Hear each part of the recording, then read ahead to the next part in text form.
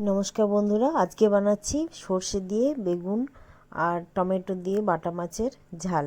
প্রথমে কড়াইতে দেখো তেল দিয়ে দিলাম, একটু পেঁয়াজ কুচি দিয়ে দিলাম। পেঁয়াজ কুচিটা একটু ভালোভাবে নাড়াচাড়া করে নিতে হবে। তারপর বেগুন আর টমেটো একসাথে দিয়ে দিলাম।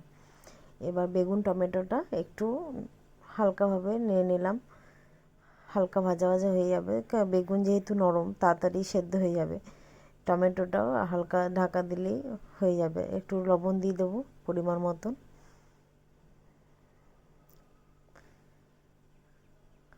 এই যে লবণ পরিমাণ, স্বাদ তোমরা তোমাদের স্বাদ মতো দেবে। একটু হলুদ গুঁড়ো দিয়ে দিলাম।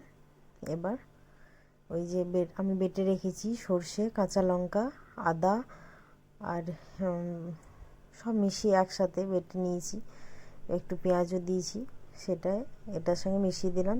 এবার একটু নাড়াচাড়া করে জল দিয়ে এই দেখো ধনেপাতা ছিটিয়ে বাটা মাছটা দিয়ে দিয়েছি।